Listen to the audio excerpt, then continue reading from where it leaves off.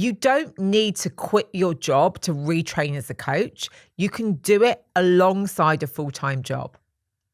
I'm Ruth Kudzi. This is the Coaching Hub. And today we're going to talk about the realities of training as a coach with a full-time job, something that I have done and many, many of our students have done and continue to do.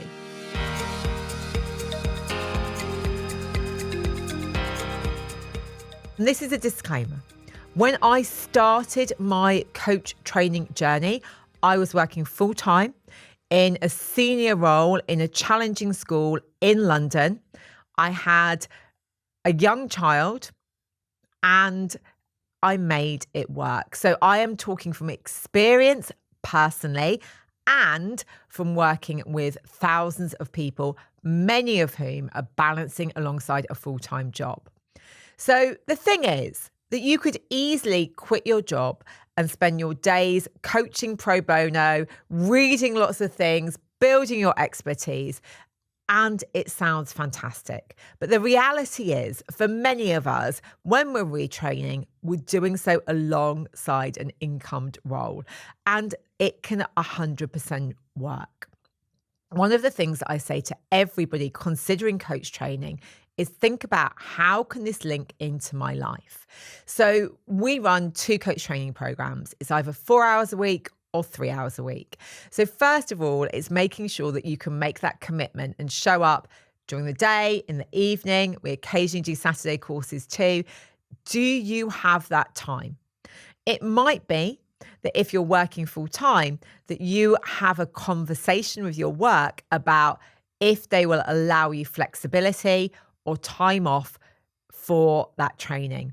Lots and lots of organisations do, from charities, schools, FTSE 100, Fortune 500. We often see those organisations saying, yeah, it's okay to take that time because they know that the coach training is going to have a positive impact on how that person engages in their work, performs, and is a leader. So the first thing that you need to think about is actually, what is my plan for attending the training live? Because you can train as a coach with an element of asynchronous training. So that means that you're not actually training live, but you're not going to have as great an experience because you can't ask questions. And as trainers, we can't in the moment notice, does that person get it? Do we need some more examples? We don't have that relatedness, which actually makes training embed a lot more. So first things first, minimal viable plan for the training. Second thing, minimal viable plan for what you need to do outside. And what we say to people on Optimus courses is 1 to 2 hours of coaching each week. That would be the minimum. But we get you to think about how can that work? Because actually sometimes it might be some weeks you can do more, some you can do less. I say to everybody, you are where you are. So if you start coach training, you have a really busy month at work, you haven't done any coaching outside the course, next month, reset, look at what you can do.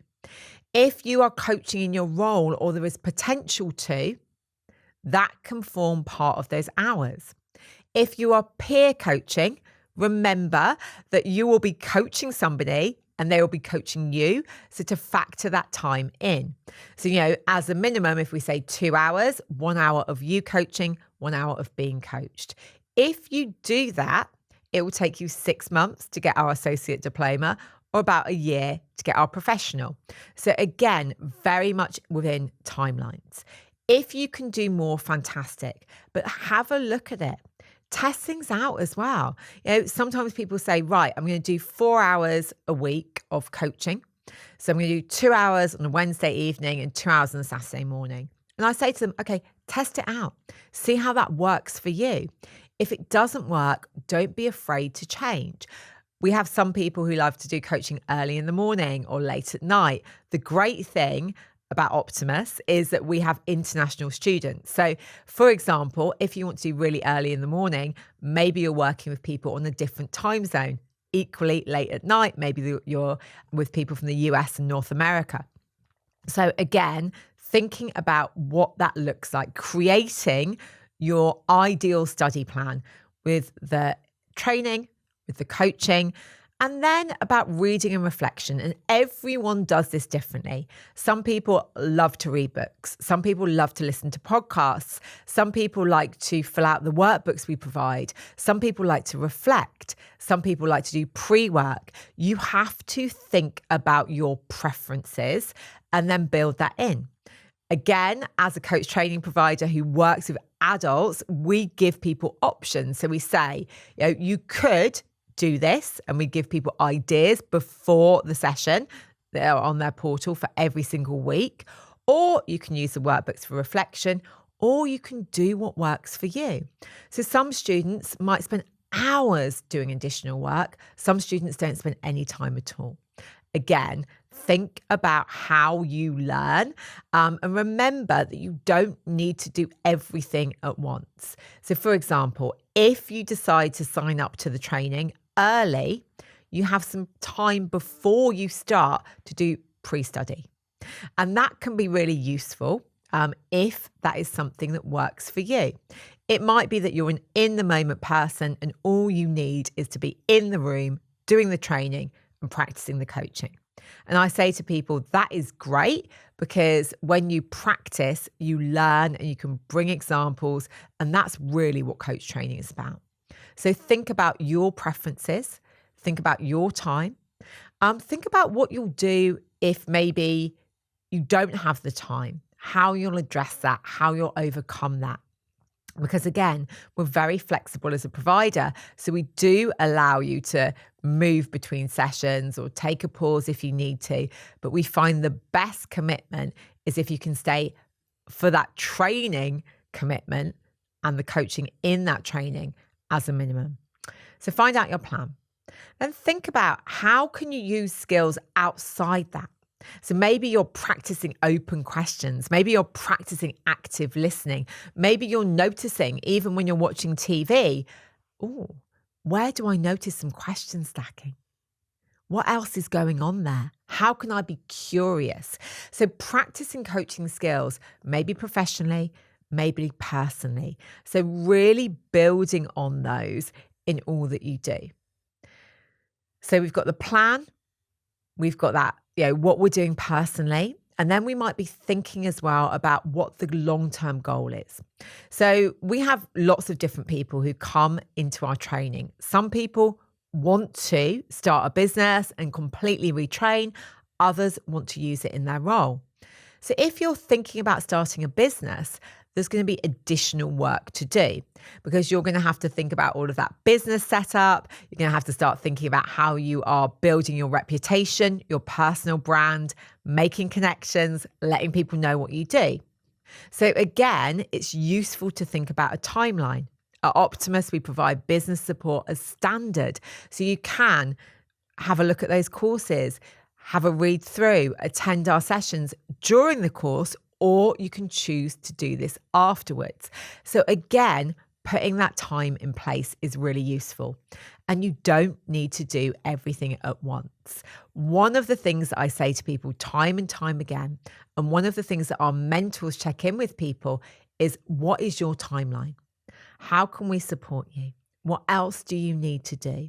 So really take ownership of what your learning journey looks like. And rather than comparing yourself to others, remember that you have got different responsibilities and different things going on.